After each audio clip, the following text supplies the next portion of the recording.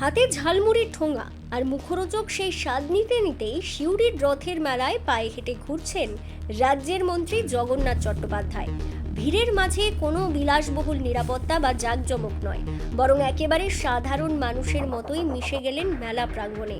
সিউড়ির বিধায়ক তথা মন্ত্রীকে এভাবে একেবারে ঘরের মানুষের মতো কাছে পেয়ে সেলফি তোলার সুযোগ হাতছাড়া করেননি স্থানীয় বাসিন্দারাও। প্রিয় নেতাকে ঘিরে রীতিমতো হুড়োহুড়ি পড়ে যায় সিউড়িবাসীর মধ্যে। তবে সাধারণ মানুষের সাথে মিশে যাওয়ার এই সহজ সরল রূপ আজ নতুন নয়।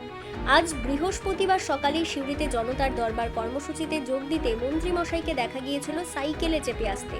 লালবাতির সরকারি গাড়ি ছেড়ে মন্ত্রীকে এভাবে সাইকেল চালিয়ে আসতে দেখে থমকে গিয়েছিলেন উপস্থিত অনেকেই।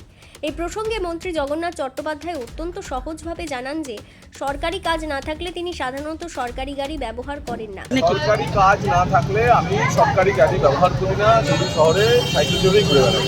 এটা নতুন কিছু না, এটার মধ্যে এটা তার কাছে একেবারে নতুন কোনো বিষয় না, খুবই স্বাভাবিক একটা ব্যাপার।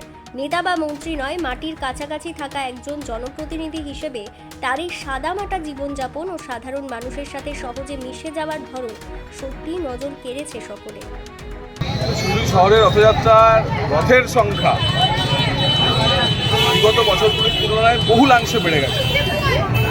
বড় রথ যেগুলি হয় তো সে ঠিক আছে, পাড়ায় পাড়ায় ছোটরা, শিশুরা, বালকেরা যেভাবে রথ বার করেছে, তাতে জাগরিত সনাতনী বাঙালি সমাজ তারা তাদের সংস্কৃতি চর্চা, তাদের আধ্যাত্ম চর্চা এবার একদম নির্ভয়ে করছে। পরিবর্তনের পর তার স্পষ্ট এত মানুষের সমাগম, এবং আপনারা সনাতনী সংস্থা রাষ্ট্রবাদী